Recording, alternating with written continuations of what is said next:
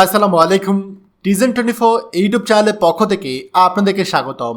আজকের এবারে খবরে আলোচনা রয়েছে সৌদি নতুন প্রবাসীদের জন্য বড় সতর্কবার্তা। সৌদিতে অস্থায়ী কাজের ভিসা এসে প্লিজ প্রতারিত হবেন না। চলুন খবরে বিস্তারিত জেনে নেওয়া যায়।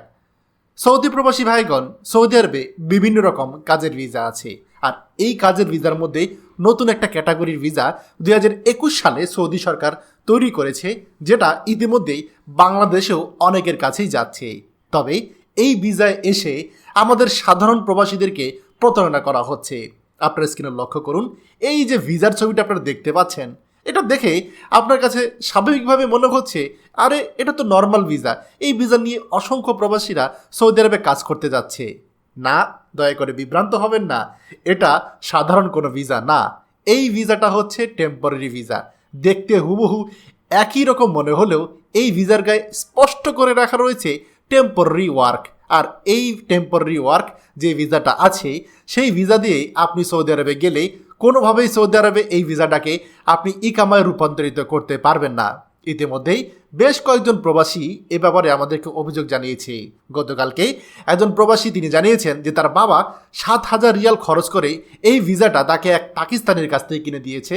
ফলাফলস্বরূপ সে সৌদি আরবে এই ভিসা নিয়ে এসেছে। আসার পূর্বে সে চেক করে আসেনি।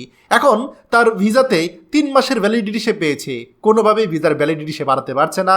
একজন সৌদিয়ানের কাছে গিয়েছে কাফালা হওয়ার জন্য, সেখান থেকে তাকে বলা হচ্ছে যে তোমার এটা টেম্পোরারি ভিসা, আর এই ভিসায় তুমি কাফালা হতে পারবে না। চিন্তা করে দেখুন, তার কাছে যখন ভিসাটা বিক্রি করা হয়েছে তখন একটাবারও বলা হয়নি যে এটা টেম্পোরারি ভিসা। এই ভিসা নিয়ে সৌদি আরবে সে একটা নির্দিষ্ট সময় বেশি থাকতে পারবে না, এবং এইটা দিয়ে সে কখনোই সৌদি আরবে ইকামা পাবে না। ফলাফলস্বরূপ আমাদের প্রবাসী প্রতারিত হচ্ছে। আপনারা যারা ভিডিওটি দেখছেন, আপনাদের প্রত্যেকের উদ্দেশ্যে বলবো, যখনই আপনি সৌদি আরবে আসতে চাচ্ছেন, আপনার পাসপোর্টটা হাতে নিয়ে ভিসাটা চেক করবেন। আপনি যদি আরবি পড়তে না পারেন, যে আরবি পড়তে পারে তাকে দেখান। সেখানে আপনি দেখতে পারবেন কি লেখা আছে। ভিসার গায়ে যদি টেম্পোরারি ওয়ার্ক লেখা থাকে, এই ভিসায় আপনি আসবেন না। যদি লেখা থাকে এ জব, মানে এ চাকুরি, একটা চাকুরি, তাহলে আপনি আসবেন, বুঝবেন এটা কাজের ভিসা। দয়া করে এই ভিডিওটা আমাদের সৌদি প্রবাসী সকল ভাইদের সাথে এক্ষুনি শেয়ার করে সবাইকে এই গুরুত্বপূর্ণ খবরটি জানার সুযোগ করে দিন।